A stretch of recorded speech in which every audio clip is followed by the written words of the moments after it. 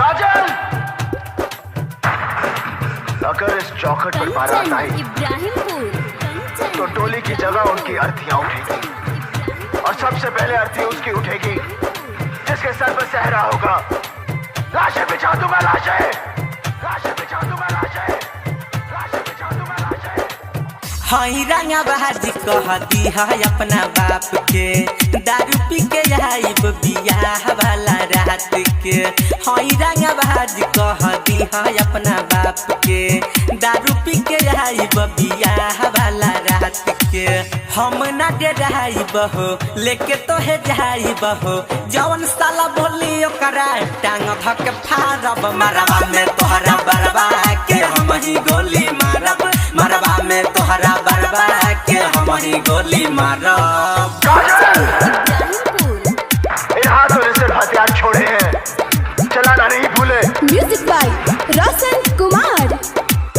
हाँ शीशा के जैसे दिल टूटे न दे हम, अखिया के सामने प्यार लूटे न दे हम। लाशें बिछा दूंगा, लाशें बिछा दूंगा, लाशें। शीशा के जैसे दिल टूटे न दे हम, अखिया के सामने प्यार लूटे न दे हम। बानी तोहरे दीवाना देखिया जई जमाना, शादी के कार्ड तोहरा अंगना में फाड़ब। मरवा में तोहरा बरबा के हम ही गोली मारब, मरवा में तोहरा बरबा के हम ही गोली मारब, मरवा में तोहरा बरबा के हम ही गोली मारब। आखिर तुम्हारा हमारा रिश्ता ही क्या है?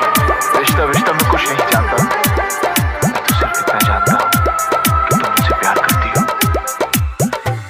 चाहिए जवानऊ हम पूरा करीले, दुनिया के डर से ना पीछे हटीले।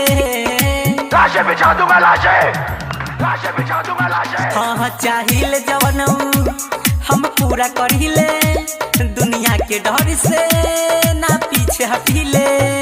चाहे चली लाठी भाला हम ही डालब जयमाला, भाई तोहर बोली तो ओकरो खचारब। मरवा में साला बरवा के हम ही गोली मारब, मरवा में साला बरवा के हम ही गोली मारब, मरवा में साले बरवा के हम ही गोली मारब। दिखाई मुझे वो खुशियाँ, वो प्यार, ताकि आज तुम मुझसे कह सको कि वो सब झूठ था और सच ये है कि आज तुम किसी और की बनना चाहती हो। गायत्री रिकॉर्डिंग स्टूडियो राजा परसोनी। सुनो दुआरा पर तोहरा बारात जाई, चैलेंज हमारे हो ना लौट के जाई।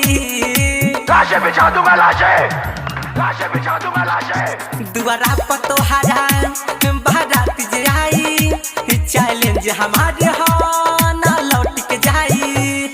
रोशन विकास राम जीराज, रोशन विकास राम जीराज, कहे जवन छुई हो करी दुनिया उजारब। मरवा में तोहरा बरवा के हम ही गोली मारब, मरवा में तोहरा बरवा के हम ही गोली मारब, मरवा में तोहरा दुल्हा के हम ही गोली मारब। हई रंगा बहाजी कहती है अपना बाप के, दारू पी के आइब बियाह वाला रात के।